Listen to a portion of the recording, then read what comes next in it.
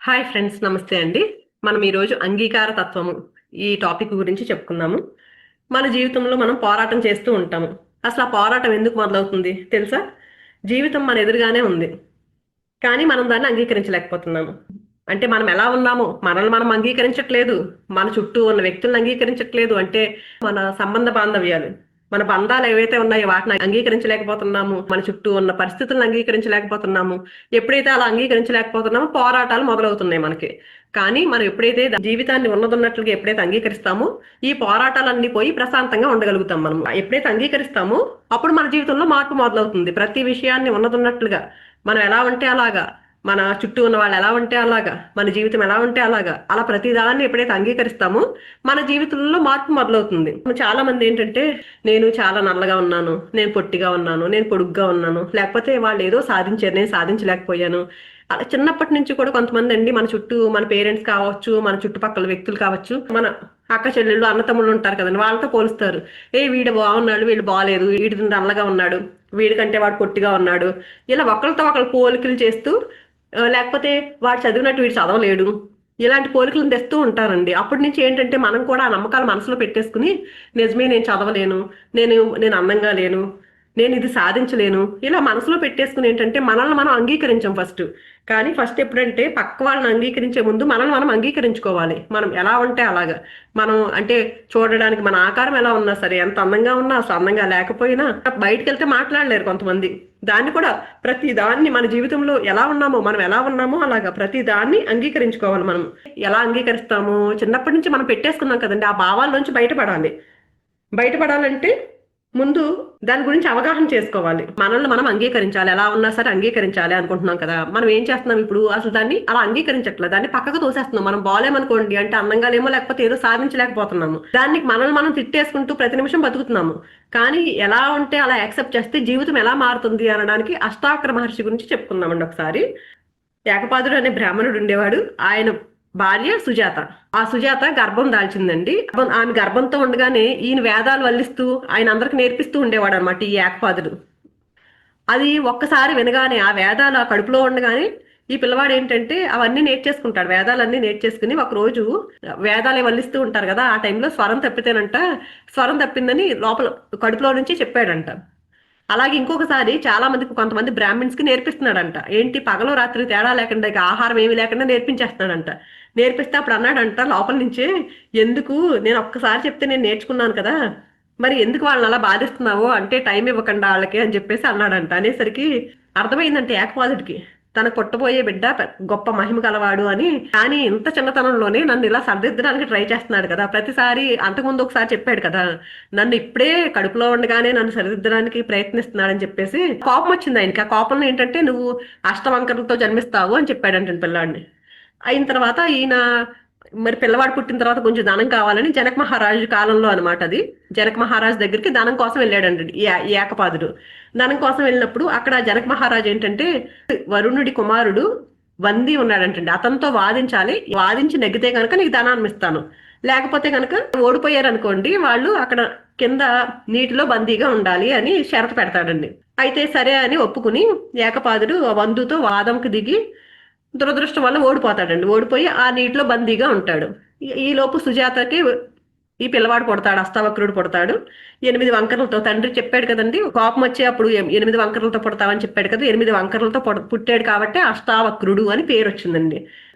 అప్పుడు ఒకసారి ఈ తల్లిని అడుగుతాడు, ఈ తండ్రి లేడేంటి అని అడిగితే, ఇలా తండ్రి అక్కడ బందీగా ఉన్నాడు అని చెప్తే, సరే నేను వెళ్ళి తీసుకొస్తాను అని జనక మహారాజు కొలువులోకి వెళ్తాడండి. ముందు అసలు ఒప్పుకోరు, లోపలికి వెళ్ళడానికే ఒప్పుకోరు.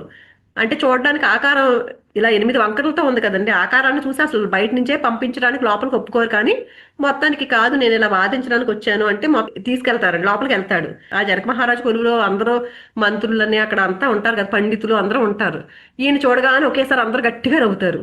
నవ్వితే, అంటే ఆకారాన్ని చూసి వెంటనే ఈయన కూడా చాలా గట్టిగా నవ్వుతాడు. అప్పుడు జనక మహారాజు అడుగుతాడు, నువ్వెందుకు నవ్వుతున్నావు అని అడుగుతారు. అంటే, నేను ఇక్కడ అందరూ పండితులు అనుకున్నాను, బాహ్య ఆకారాన్ని చూసారు నవ్వుతున్నారు కదా వీళ్ళు, అంటే వీళ్ళు అజ్ఞానంతో ఉన్నారని నవ్వుతున్నాను నేను అని చెప్తాడు. అంటే ఈయన చూడండి, అంతమంది నవ్వినా కూడా ఏంటి నేను ఇలా ఉన్నాను, నన్ను చూసి నవ్వుతున్నారు అని అసలు ఫీల్ అవ్వలేదు ఆయన. ఫీల్ అవ్వకుండా ఏం చెప్పాడు, అజ్ఞానంతో ఉన్నారు అంటే ఆ జ్ఞానంతో ఉన్నాడు ఈయన. వాళ్ళంతా అజ్ఞానంలో ఉన్నారు కాబట్టి నన్ను చూసి నవ్వుతున్నారు, లేకపోతే భౌతిక ఆకారాన్ని చూసి నవ్వుతున్నారా అని అంటాడండి. అని నేను ఇలా వాదిస్తాను అంటే జనక మహారాజు ముందు ఈ అబ్బాయి ఏం వాదిస్తాడు అనుకుని ముందు ఒప్పుకోడు. అయితే అప్పుడు జనక మహారాజుతోనే వాదించిన తర్వాత అతని జ్ఞానం అర్థమైన తర్వాత ఆ వందితో పోటీ ఏర్పాటు చేస్తాడండి. వాదోపవాదాలు తారాస్థాయికి చేరతాయి. చేరి వందిని ఓడిస్తాడు. చివరికి ఓడించినప్పుడు జనకుడు ఈ అష్టావక్రుడిని అభినందించి ఏం కావాలో కోరుకోమని అడుగుతాడు. వెంటనే అష్టావక్రుడు తన తండ్రి బందీ అయిపోయాడు కదా, ఆయన్ని విడిపించమంటే జనక మహారాజు మామూలు సోల్ కాదండి, చాలా ఆధ్యాత్మిక వ్యక్తి ఆయన. ఎందుకు అంటే ఇది బందీ చేయడం కాదండి వాళ్ళని, అక్కడ వరుణుడు ఒక యజ్ఞం కోసం ఆ బ్రాహ్మణులందరినీ యజ్ఞం కోసం ఉపయోగించుకుంటూ ఉంటాడు అనమాట. యజ్ఞానికి కావాల్సిన సహాయం చేస్తూ ఉంటారనమాట వాళ్ళు. అందుకని ఆ నీటిలో ఉంచుతారు వాళ్ళని. వాళ్ళందరినీ ఈ తండ్రితో పాటు ఎవరైతే బ్రాహ్మిన్స్ అందరూ ఓడిపోయిన వాళ్ళందరూ అక్కడ ఉన్నారో వాళ్ళందరినీ విడిపించమని అడుగుతాడు. జనక మహారాజు అయిపోయిన తర్వాత అష్టావక్రుడిని ఏకపాదుడిని పూజించి అప్పుడు అష్టావక్రుడి దగ్గర ఉన్న జ్ఞానాన్ని నేర్చుకుంటాడండి. అద్వైతము వేదాంతం అంతా నేర్చుకుంటాడు అష్టావక్రుడి దగ్గర నుంచి జనక మహారాజు. ఈ అష్టావక్ర సంహిత ఆయన దగ్గర నేర్చుకుంటాడు. తర్వాత వాళ్ళిద్దరిని ఘనంగా సన్మానించి పంపుతాడు. అప్పుడు కుమారుడి చాలా గొప్పగా, అంటే తనను కూడా విడిపించాడు కదా, అప్పుడు ఏకపాదుడు చాలా ఆనందపడతాడు అనమాట. కుమారుడు ఇంత గొప్పగా ఎదిగాడు అంటే ఎవరికైనా ఆనందమే కదండి. నీ అంగవైకల్యానికి కారణం నేనే కదా, అందుకు నేనే దాన్ని సరిచేస్తాను, ఆ బాధ్యత కూడా నాదే అని నువ్వు వెళ్ళి సమంగా నది ఉంది అక్కడికి వెళ్ళి స్నానం చెయ్యి, అప్పుడు నీకున్న వైకల్యం పోతుంది అని చెప్తాడు. నమస్కరించి తండ్రికి సమంగా నదిలో మునిగి తన అంగవైకల్యాన్ని పోగొట్టుకుని ఒక సుందర కుమారుడిగా తిరిగి వస్తాడండి. అంటే ఇక్కడ చూడండి, ఈయన తనని అక్కడ పండితులందరూ వాళ్ళందరూ నవ్వినా కూడా తన హేళన చేసినా కూడా పట్టించుకోలేదు. అలాగే ఇక్కడ తండ్రి చూడండి, చిన్నప్పుడు ఆయన వల్లే ఇలాంటి అంగవైకల్యం వచ్చిందని అతను దాన్ని కూడా తండ్రిని కూడా అంగీకరించాడు. ఈయన అంగవైకల్యం ఆయన వల్లే కదా వచ్చింది, తండ్రి వల్లే నాకు ఈ ఆకారం వచ్చిందని అసలు ఎప్పుడు అనుకోకుండా చక్కగా ఆ జ్ఞానంతో ఆ తండ్రిని రక్షించాడు. ఆయన అంగీకరించాడు కాబట్టి ఆయన జీవితం మళ్ళీ చక్కగా మారిపోయింది. ఇంకా చాలా స్టోరీ ఉంది కానీ అష్టావక్రుడిది మనం ఏంటంటే కావాల్సినంత వరకు తీసుకున్నామండి. ఎప్పుడైతే అంగీకరిస్తామోనండి జీవితం అలా మారుతుంది. అంటే మనల్ని మనం అంగీకరించుకోవాలి, ఎలా ఉన్నా సరే అంగీకరించుకోవాలి. ఎప్పుడైతే అంగీకరించుకుంటామో ఆ జీవితంలో మార్పు వస్తుంది. ఎందుకు అంగీకరించాలి అసలు అంటే, తుఫాన్ వచ్చింది, ఒక గడ్డి పరక అంటండి, ఆ తుఫాన్ వచ్చినప్పుడు గాలి విపరీతమైన గాలి వేస్తుంది కదా, గడ్డి పరక ఇలా వంగిపోయిందంటండి. వంగిపోతే ఇంకా గడ్డి పరకను ఏం చేయకుండా అలా వెళ్ళిపోయింది. కానీ ఒక పెద్ద చెట్టు అలా నిలబడింది. నువ్వు నన్ను ఏం చేస్తావు అన్నట్లు నిలబడేసరికి ఏంటి, ఆ పెద్ద చెట్టు కూడా కూలిపోయిందంట. కానీ ఆ చిన్ని గడ్డి పరక మాత్రం అలాగే ఉందంట. అంటే అక్కడ ఏం చేసింది, గడ్డి పరక యాక్సెప్ట్ చేసింది ఆ ఉన్నది ఉన్నట్లు. అక్కడ సిచ్యువేషన్ ఏమవుతుంది, పెద్ద తుఫాన్ వచ్చింది, ఆ గాలికి నేను వెళ్ళిపోతానని అనుకోకుండా ఉండేసరికి అది ఏమైందంటే ఆ చక్కగా నిలబడగలిగిందండి. ఆ మార్పును అంగీకరించింది అక్కడ గడ్డి పరక, అందుకే అది ఉండగలిగింది. కానీ వృక్షం ఏం చేసింది, ఎదురు నిలబడదాం అన్నట్టు చూసింది, చూసేసరికి పడిపోయింది ఆ తుఫాన్లో. అందుకు మనం కూడా మార్పుని ఎప్పుడైతే అంగీకరిస్తామోనండి మనం కూడా సాఫీగా మన జీవితం వెళ్తుంది. అలాగే మన చుట్టూ ఉన్న వ్యక్తుల్ని అంటే మనల్ని మనం అంగీకరించుకోవాలి. అష్టావక్రుడు స్టోరీలో తెలుసుకున్నాం కదా. అలాగే మన చుట్టూ ఉన్న వ్యక్తులు కొంతమంది ఉంటారు, మనం చాలా బాధిస్తూ ఉంటారు. మనం ఎంత సహనంతో ఉన్నా సరే మనల్ని పరీక్ష పెట్టడానికి అన్నట్టు మన ఇంట్లో వ్యక్తులు కొంతమంది, అంటే అందరికీ చెప్పట్లే, కొంతమంది కుటుంబాల్లో ఉంటారనుకోండి మన చుట్టూ. అంటే భార్య అవ్వచ్చు, మన భర్త అవ్వచ్చు, మన అత్తమామలు అవ్వచ్చు, మన తల్లిదండ్రులు అవ్వచ్చు, మన పిల్లలు అవ్వచ్చు, ఏదైనా సరే మన వాళ్ళకి ఎంతో ఇష్టంగా చూస్తామో, మన వాళ్ళకి అన్ని కావాల్సినవన్నీ చేసి పెడతా ఉంటాం. అయినా సరే మన సహనాన్ని పరీక్షించడానికి ఇంకా మనల్ని ఇబ్బంది పెడతా ఉంటారండి. అలాంటప్పుడు కూడా వాళ్ళని అంగీకరించాలి. ఎందుకంటే మనము వాళ్ళని తెచ్చుకున్నాము. మన జీవితం ఏంటంటే మనం డిజైన్ చేసి తెచ్చుకున్నాము. ఈ జీవితం ఎవరి జీవితం ఏదైతే, మన జీవితంలో మనకి ఏదైతే పరిస్థితి ఉందో, ఎవరైతే వ్యక్తులు ఉన్నారో వాళ్ళను నాకు ఇలా కావాలి, నా జీవితంలో వీళ్ళు కావాలి అని పైన అగ్రిమెంట్ రాసుకుని తెచ్చుకున్నాం వాళ్ళని. అది గుర్తుపెట్టుకుని వాళ్ళు ఎలా ఉన్నా సరే వాళ్ళని అంగీకరించాలి. ఎప్పుడైతే అంగీకరించడం మొదలు పెడతామో వాళ్ళు మనకు అనుకూలంగా మారిపోతారు. అంగీకరించినంత సేపు వాళ్ళు అలాగే ఉంటారు. దీనికి ఎగ్జాంపుల్ ఏం చెప్పుకుందామంటే సతీ సుమతి గురించి చెప్పుకుందాము. కౌశికుడు అని ఒక బ్రాహ్మణుడు ఉన్నాడండి. ఆ బ్రాహ్మణుడికి చాలా పరమ కోపిష్టండి. స్త్రీలందరూ అంటే చాలా వ్యామోహంతో ఉండేవాడు. అతని భార్య సుమతి అంటే ఎంత కోపిష్టో ఈ కౌశికుడు, సుమతి అంత ఓర్పుతో ఉండేదండి. చాలా శాంతంగా ఉండేది ఆవిడ. కౌశికుడు చాలా చెడు తిరుగులు తిరగడంతో అతనికి కుష్టు వ్యాధి వస్తుంది. ఆ కుష్టు వ్యాధితో ఉన్నా సరే సుమతి ఎలా సేవలు చేసేదంటే ఇంకా ఆయన చాలా దారుణంగా ఉండేదంటండి. మొత్తం బాడీ అంతా కుష్టు వ్యాధితో బాగా పురుగులు పట్టేసి అలా అయిపోయిందండి బాడీ అంతా. అయినా సరే అతనికి మొత్తం అన్ని సేవలు చేస్తూ అతనికి భోజనం పెట్టిన తర్వాత అతను తిన్న పళ్ళలోనే తినేదంట. అక్కడికే చెప్పేవాడంట, ఎందుకు నేను తిన్న పళ్ళలో తినొద్దు అంటే వ్యాధితో ఉన్నాడు కదా అన్నా సరే కాదని అలాగే తినేదంట. ఒక రోజు అయితేనంట ఆ కుష్టు వ్యాధి ఉంటాయి కదండి, ఆ కురుపులు లాంటివి ఉంటాయి కదా, చర్మం అంట కొంచెం ఆ పళ్ళులో పడిందంట ఆ భోజనం చేసే దాంట్లో. అయినా సరే అది పక్కకు పెట్టేసి తినేస్తుందంట. అసలు మనం వింటుంటేనే ఏంటమ్మో అలా ఎలా తింది అన్నట్టు అనిపిస్తుంది మనకి. కానీ అలా తిందంటండి. అంత పతివ్రత అనమాట. అంటే చూడండి ఎంత భరిస్తుందో ఆయన్ని, ఎంత అంగీకరించిందో చూడండి అక్కడ. అంత సేవ చేస్తున్నా అలా ఉన్నా కూడా ప్రతి క్షణము తిడుతూనే ఉండేవాడంటండి అతను. అయినా సరే ఓర్పుతో అంగీకరిస్తూ ఉండేదంట. అసలు ఏమీ మాట్లాడకుండా శాంతంగా చేసేదంట. ఒక రోజు ఆ కౌశికుడు అలాంటి స్థితిలో ఉన్నా కూడా ఒక వేశ్యని చూశాడంటండి. ఎలా అయినా సరే తన్ను ఆ అమ్మాయి దగ్గరికి తీసుకెళ్ళమని అడిగాడంట భార్యని. అడిగితే అప్పుడు సుమతి వెళ్ళి ఆ వేశ్యని ఒప్పించిందంట. ఆ వేశ్యేమో కుష్టు వ్యాధి ఉన్నవాడు నేను ఇష్టపడదు, అయినా సరే ఆ వేశ్యని ఒప్పించిందంటండి. ఒప్పించి నడవడానికి కూడా ఓపిక లేదు అతనికి, నడిచే పరిస్థితుల్లో లేడు. అప్పుడు ఆ కౌశికుడిని తన భుజాల మీద వేసుకుని ఆ వేశ్య దగ్గరికి వెళ్తుందంటండి. తీసుకెళ్తూ ఉంటే ఆ కాలు చీకట్లో ఒక మాండవ్య ముని అనే ఒక ముని ఉన్నారండి. మాండవ్య ముని ఆయనకి తగిలిందంట. ఆ కాలు తగిలేసరికి వెంటనే ఆ ముని నన్ను బాధించిన నీ శరీరము సూర్యోదయం అయ్యేలోపు 1000 ముక్కలు అవుతుంది అని శపించాడండి. ఎవరిని? ఆ కౌశికుడిని. కాలు తగిలేసరికి కోపంతో ముని కదండి, శాపాలు ఇచ్చేసేవారు కదా వెంటనే, నన్ను కాలుతో తన్నేవు కదా నువ్వు, నీ శరీరం 1000 ముక్కలు అయిపోతుంది అని శపించాడంట.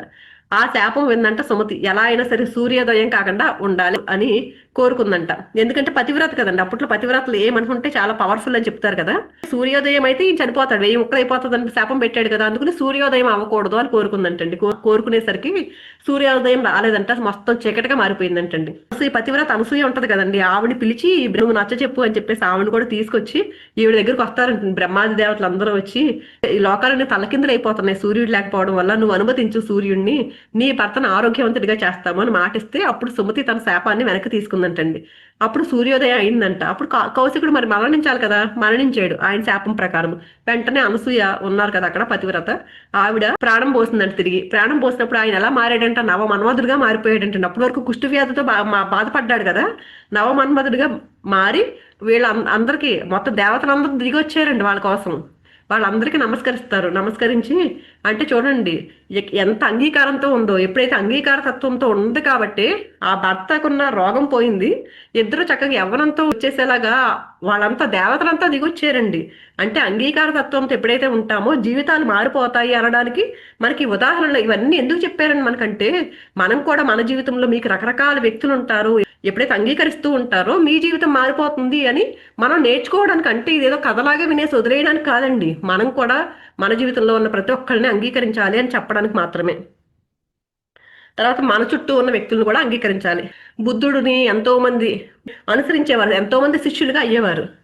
అయితే అలా శిష్యులుగా అయినా సరే వాళ్ళ కుటుంబ సభ్యులు ఒప్పుకోరు కదండి. ఒక వ్యక్తి అంటండి బుద్ధుడు శిష్యుడిగా అయిపోయాడు అని చెప్పేసి వాళ్ళ తండ్రికి చాలా కోపం అంట బుద్ధుడి మీద. నా కొడుకు నా మాట వినట్లేదు, బుద్ధుడి మాటే వింటున్నాడని చెప్పేసి బుద్ధుడి మీద చాలా చాలా కోపం పెట్టేసుకున్నాడంట. ఒక రోజు బయటికి వెళ్ళేసరికి బుద్ధుడు కనిపించేసరికి మొహం మీద ఉమ్ముతాడంటండి, బుద్ధుడు మొహం మీద.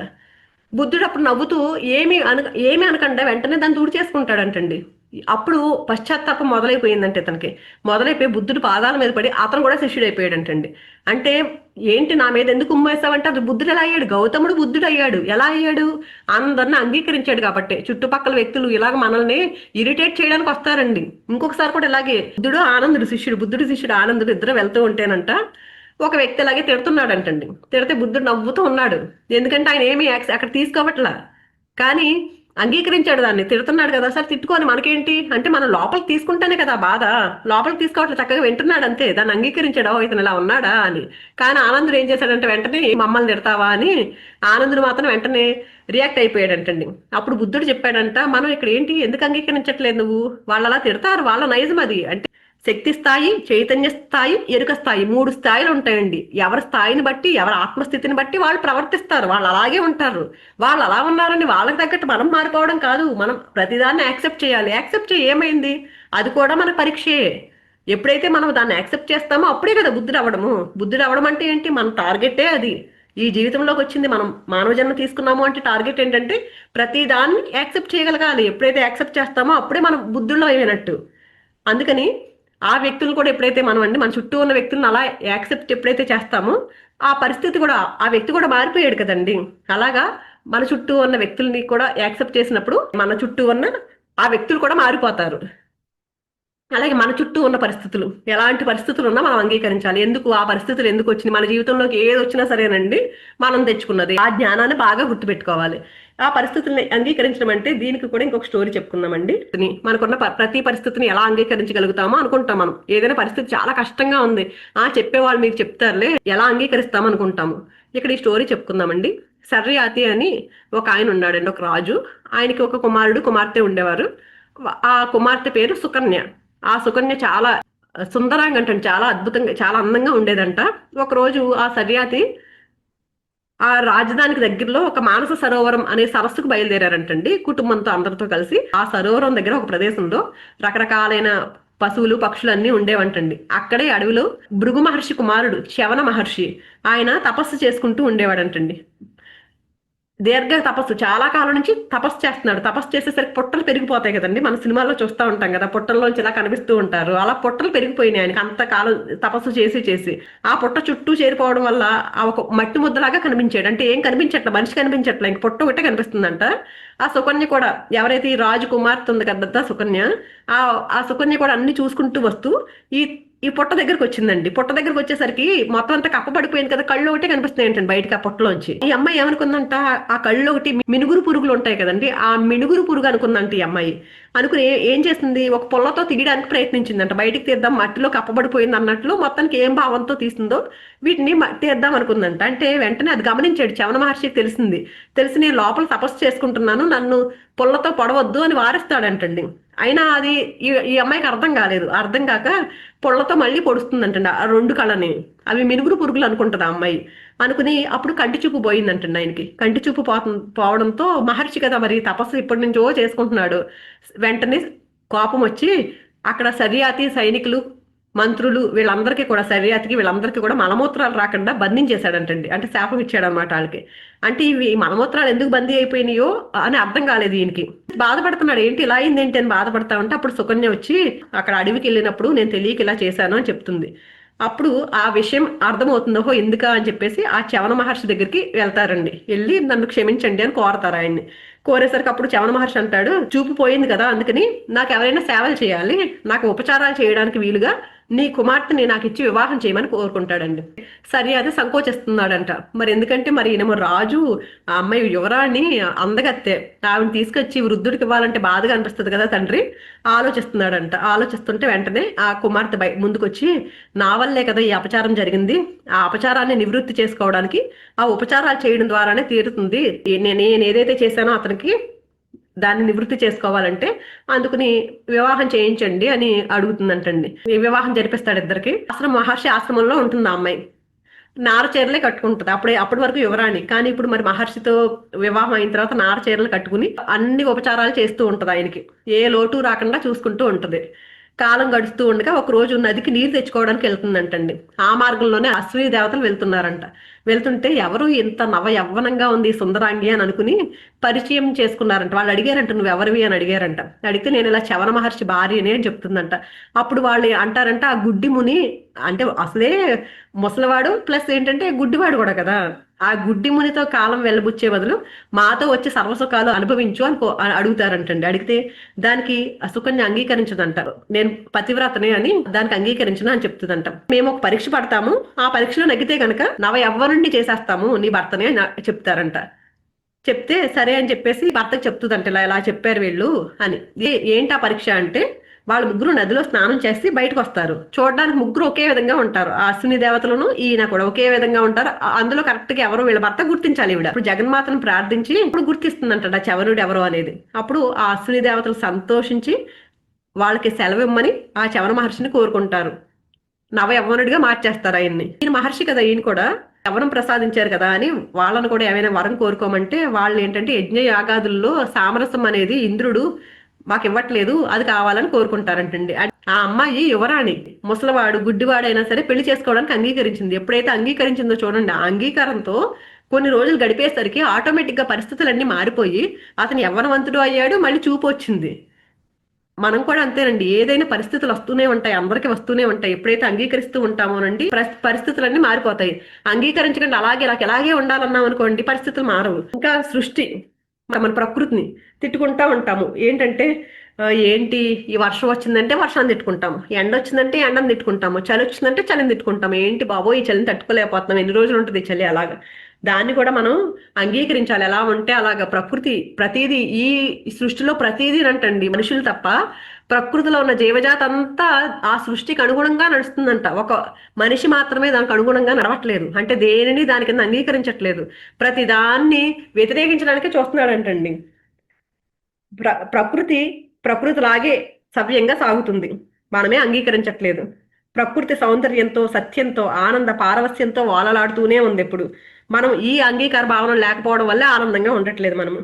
అందుకే ఓషో ఇలా చెప్తారండి, ఏంటంటే ఉనికి ఎప్పటికీ ఒక సంబరంగా సాగిపోతుంది, మీరే దుఃఖిస్తున్నారు. అంటే అది ఎప్పుడూ ఉత్సవంలాగే ఉంది బయట, కానీ మనం ఏంటంటే ఏదేదో లేనిపోని అన్ని పెట్టుకుని ఎన్ని అంగీకరించకుండా దుఃఖంలో మునిగిపోతున్నాము. ఎప్పుడైతే మనం ఉన్నది ఉన్నట్లు ఎప్పుడైతే అంగీకరిస్తామో మనం ఎప్పుడు ఆనందంగా ఉండగలుగుతాము.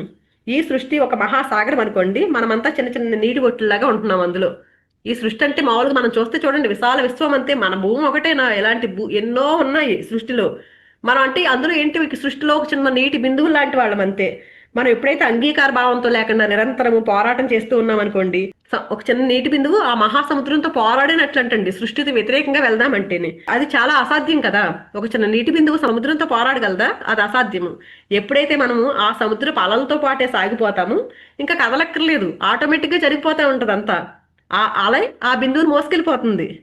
అలా ఆ మహాసముద్ర పలతో సాగిపోయే నీటి బొట్టులే మహాయోగులందరూ ఏంటంటే అలా వెళ్ళిపోతూ ఉంటారు. ఎలా జీవిత ప్రవాహానికి అనుగుణంగా వెళ్ళిపోవాలి. మనం కూడా చూడండి, ఒక నది ఉందండి, నదిలో ఆ నీటి ప్రవాహానికి అనుగుణంగా అలా వెళ్ళిపోయాం అనుకోండి, ఈజీగా అలా వెళ్ళిపోతాము. అలా కాకుండా తనకి ఎదురేదాలు అనుకున్నాం అనుకోండి, ఎంత కష్టం మనకి. మనం ఏంటంటే అదే చేస్తున్నాం, మనం సృష్టికి అనుగుణంగా వెళ్ళిపోవాలనుకోవట్లా, దానికి ఎదురేదాలనుకుని ప్రతిఘటన చేస్తూ ఉన్నాము. ప్రతిఘటన చేసేసరికి ఏమవుతుందంటే ఇబ్బంది అవుతుంది, ఆ పోరాటం చేస్తూ అలసిపోతున్నాం మనము. అలా పోరాటం చేయొద్దు, ఆ సృష్టితో పాటు వెళ్ళిపోండి. ఎప్పుడైతే అంగీకరించండి ప్రతి దాన్ని, మీకు ఏదైతే వచ్చిందో అది బాగా గుర్తుపెట్టుకోవాలండి. మన జీవితంలో మన జీవితం ఎలా ఉందో, మన జీవితంలో ఉన్న వ్యక్తులు ఎలా ఉన్నారో, మనం ఎలా ఉన్నావో, మన చుట్టూ ఉన్న పరిస్థితులు ఎలా ఉన్నాయో అవన్నీ మనమే తెచ్చుకున్నాము, వీటితో ఎప్పుడు పోరాడొద్దు అని. ఒక కమలం ఉందండి, కమలం ఏంటి బురదలో పుడుతుంది, అది అది ఏడుస్తుందా? బురదలో పుట్టిన తర్వాత కమలం ఎలా ఉంది, ఎంత స్వచ్ఛంగా ఉంటుంది. ఇప్పుడు చాలా మందికి సత్కారాలు చేస్తా ఉంటారండి, రాజకీయ నాయకులకు కానీ లేకపోతే కొంచెం ప్రసిద్ధ వ్యక్తులకి చాలా మందికి సత్కారాలు చేస్తా ఉంటారు. ఆ సత్కారాల్లో ఎప్పుడైనా గమనించినట్లయితే ఆ పూలదండలో కమలం ఎప్పుడు ఉండదు, అక్కడ రకరకాల పువ్వులు ఉంటాయి, గమనించండి ఎప్పుడైనా. కమలంతో మాత్రం ఎప్పుడు ఎవరిని సత్కరించరు, ఓన్లీ ఆ కమలం ఏం చేస్తారు, దేవుడి దగ్గరే ఉంచుతారు. ఏంటంటే అది అంతా చూడండి, ఆ బురదలో పుట్టినా కూడా అంత స్వచ్ఛంగా ఉంది అది. అది దాన్ని బురదను యాక్సెప్ట్ చేస్తుంది, అక్కడ బురదను యాక్సెప్ట్ చేస్తుంది కాబట్టి దేవుడి పాదాల దగ్గరికి వెళ్ళింది అది. అంటే మనం కూడా అంతే, అక్కడ బురదలో ఉన్నాను నేను అనుకోవట్లేదు అది, అందుకే స్వచ్ఛమైంది అది. అలాగే మనం కూడా మన దగ్గర పరిస్థితులు ఎలా ఉన్నా సరే మనం ఎప్పుడైతే స్వచ్ఛంగా ఉంటామో ఆ దైవ సన్నిధికి మనం కూడా చేరుకుంటాము, అంటే ఆ దైవం లాగా మనం మారుతాము. యాక్సెప్టెన్స్ గురించి ఒక చిన్న స్టోరీ చెప్పుకుందామండి. ఒక నలుగురు సన్యాసులు అంటండి అడవిలో వెళ్తూ ఉన్నారంట. వెళ్తూ ఉంటే ఒక పాము వచ్చిందంట. సడన్ గా వచ్చేసరికి ఒక సన్యాసి పారిపోవడం మొదలు పెట్టాడంట. వెంటనే ఆ పారిపోయే వ్యక్తి వెనకాలే వెళ్ళి ఆ పాము కాటేసిందంట, చనిపోయాడంట అతను. మిగిలిన ముగ్గురు సన్యాసులు ఉన్నారు కదా, వాళ్ళు ఇంకా ముందుకు నడుచుకుంటూ వెళ్తున్నారంట. మళ్ళీ ఇంకొక పాము వచ్చిందంటండి. ఆ ఇంకో సన్యాసి ఏం చేశాడంట, దాన్ని చంపడానికి ట్రై చేశాడంటండి. వెంటనే అతని మీదకి దూకి కాటేసిందంట, అతను చనిపోయాడంట. ఇంకా ఇద్దరు మిగిలేరు, ఇద్దరు సన్యాసులు ముందుకు నడుచుకుంటూ వెళ్తున్నారు. వెళ్ళేసరికి ఇంకొక పాము వచ్చిందంటండి. పాము వచ్చేసరికి ఆ సన్యాసి ఏం చేశాడంట, దాని ముందు నుంచుని, మేము నీకు ఏమైనా చేసామా ఏంటి, మేము నిన్నేం చేసామో మాకు తెలియదు, మమ్మల్ని క్షమించు, హీలింగ్ చేస్తాను నేను, నువ్వు మారు, మమ్మల్ని చంపాలనుకోకు, నువ్వు ప్రేమతో ఉండాలి అని దానికి చెప్తున్నాడంటండి. దాన్ని మారమని చెప్తున్నాడంట పాముని. ఆ హీలింగ్ ఎనర్జీస్ తీసుకో నువ్వు, నేను హీలింగ్ ఎనర్జీస్ ఇస్తున్నాను నీకు, ఆ ప్రేమ శక్తిని అందిస్తున్నాను నీకు అని చెప్తున్నాడంటండి. అయినా సరే పాము కాటేసేసి వెళ్ళిపోయిందంట, అతను కూడా చనిపోయాడంటండి. ఇంకా చివరి ఒక వ్యక్తి మిగిలాడు, అతను కూడా ముందుకెళ్తుంటే ఇంకొక పాము వచ్చిందంటండి, ఇతని దగ్గరికి వచ్చిందంట. వెంటనే అతను ఆ పాము ఎదురుగా కూర్చుని దాని దండం పెట్టుకుని చెప్పాడంట, నన్ను ఒక పాము వెంటాడుతుందని అర్థం చేసుకున్నాను, నేను అంగీకరిస్తున్నాను, నువ్వు చెప్పే పాఠము, నువ్వు ఏదైతే నా జీవితంలో ఎందుకు వచ్చావో నువ్వు నా దగ్గరికి, అది నేర్చుకోవడానికి నేను సిద్ధంగా ఉన్నాను, నువ్వు ఏదో పాఠం నేర్పడానికి వచ్చావు నాకు, నేను సిద్ధంగా ఉన్నాను అన్నాడంటండి. అనేసరికి వెంటనే ఆ పాము ఒక పూలమాలలాగా అయ్యి ఇతను మెడలో పడిందంటండి. అంటే ఇవేంటంటే మన జీవితంలో పాము పరిస్థితులు ఇవి.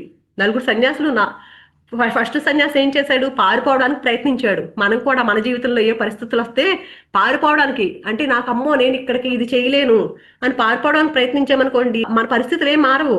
మనం ఇక్కడి నుంచి ఇంకో చోటకి మారిపోతాము. అంటే మనం అనుకుంటాము ఏంటి డబ్బు ఉంటేనో, లేకపోతే ఇంకా ఆస్తి సంపాదించేసుకుంటే, పేరు ప్రఖ్యాతలు సంపాదించుకుంటే ఇంకా బాగుంటుంది కదా, నా జీవితంలో ఇది లేదు అది లేదు, ఈ పరిస్థితి ఇలా మారాలి అలా మారాలి అని ఆ పరిస్థితులు మారిపోవాలని పరుగు పెడతా ఉంటాము.